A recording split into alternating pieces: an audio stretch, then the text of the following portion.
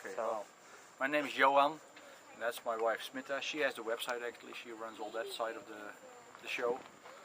And we're here with our bus Dory. Dory is, as you can see, a low floor old transit bus from North Carolina. And we choose Dory because my mother came living with us and she was in a wheelchair and dementing.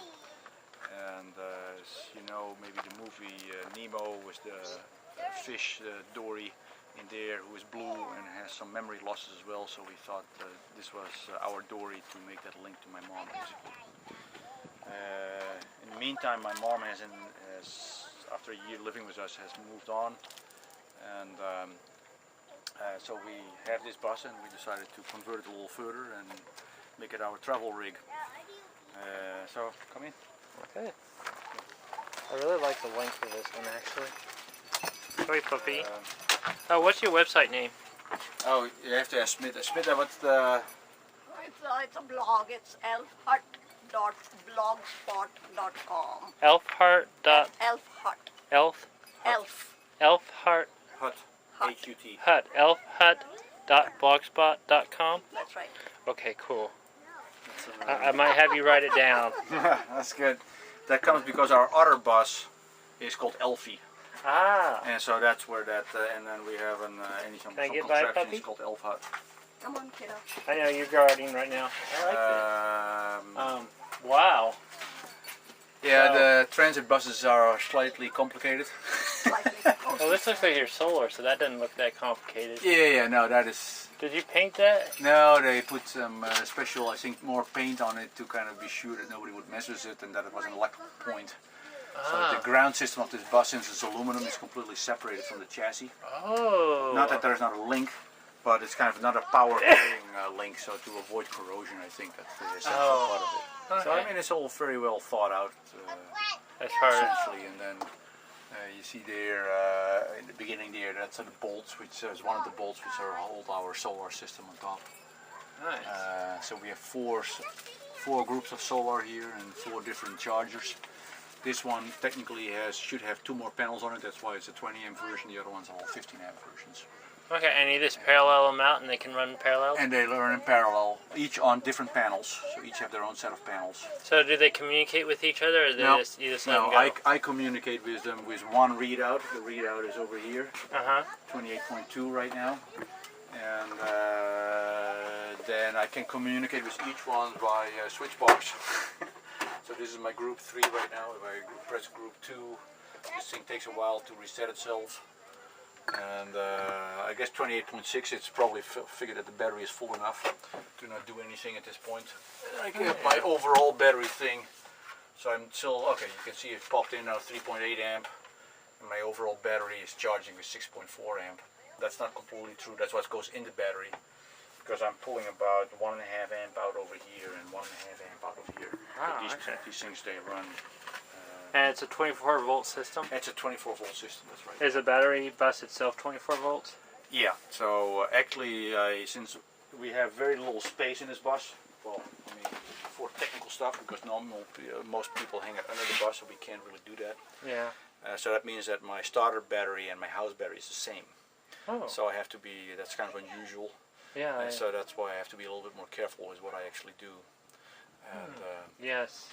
Anyway, so this is the problem with these city buses. It's a low floor and high headroom. It's 8 foot, which is kind of cool because you don't have to do anything about it. It's already there. Yeah. But the big wheels, because of the low floor, is kind of like a little bit of a design issue which you have to design around. So this is what we did with it, but you know. Other people do you have any access you have to keep open whenever you do it? Well, actually, the thing is that over here, my hot water tank is under here, so directly next to the faucet, so that I don't lose any energy over there.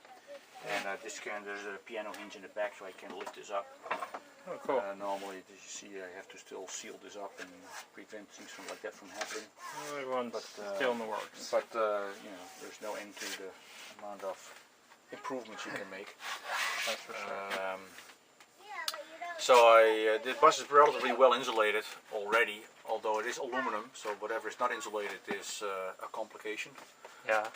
So there's 1.5 inch of polyethylene, I think it is, with foam, like you can see over here, or aluminum foil attached to it on both sides. That's where everything is laid in with, and then on areas where I thought it's important, I added more foam to it. So there was a window over here, so we built this stainless steel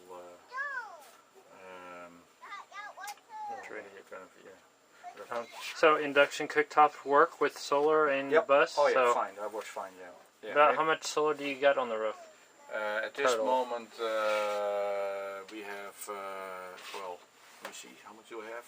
If the last 4 panels are hooked up, I have 900 watts on the roof. 900?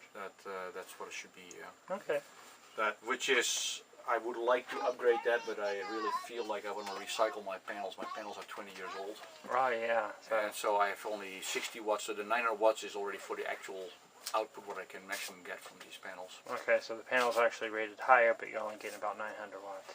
Yeah, the panels are rated 75 watts, and if I would buy modern ones, they would be 100 to 105 watts for the same size. So, nice. so I basically I could almost double my capacity if I would want to go to the money to double it up.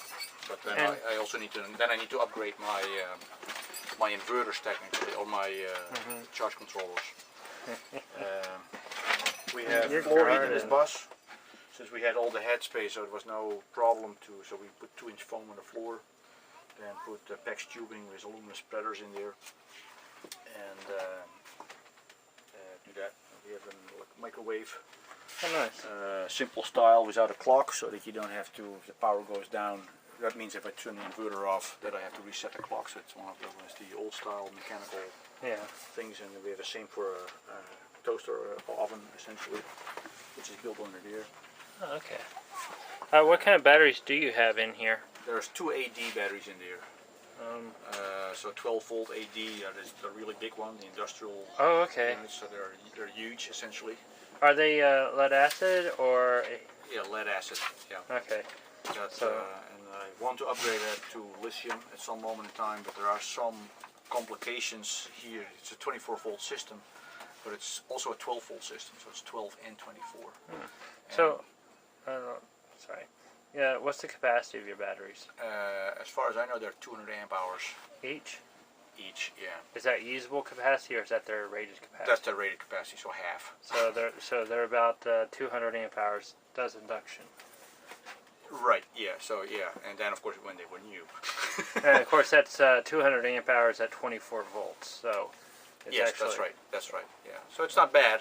Yeah. But you know, you need to keep quite a bit of reserve for it to start. It all depends a little bit on the temperatures, of course. But it's.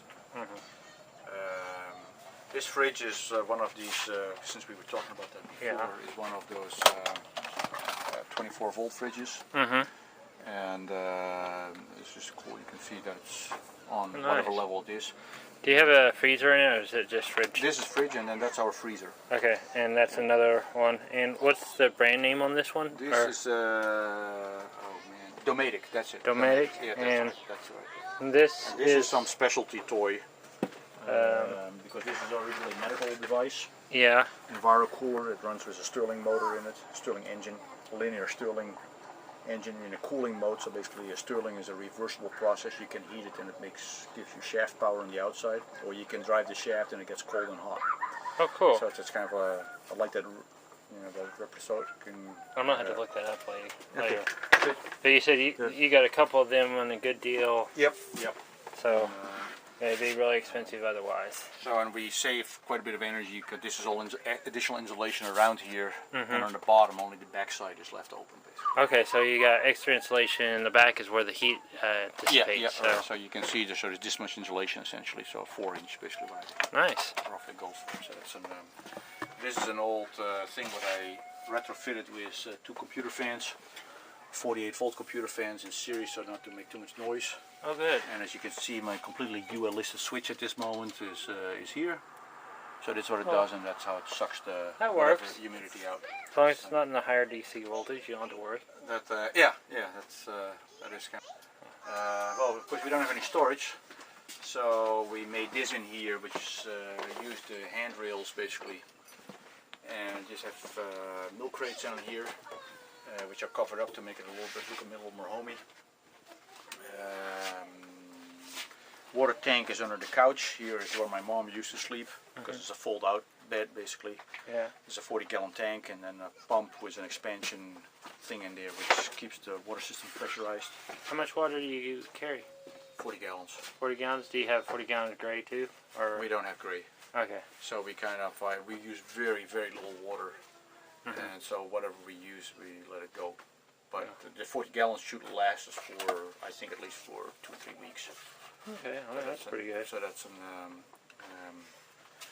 sides are insulated again, and then... What about do you lose a certain amount of insulation with these huge windows? Yeah, so what we did, you can see it over here a little bit. So if you look at these old projection TVs, the old style, they have this huge plexiglass front end on it. Yeah. So we salvage those. We of course also like the Fresnel lens to do some solar cooking. And we put it in front of here. Yeah. So now you get a kind of a semi-double pane window. Well, it's double pane. It's not it's not a really high insulation value window. Yeah. At least twice as good. Mama, Yeah. The original layer. can I get a paper? So these ones I've not done yet.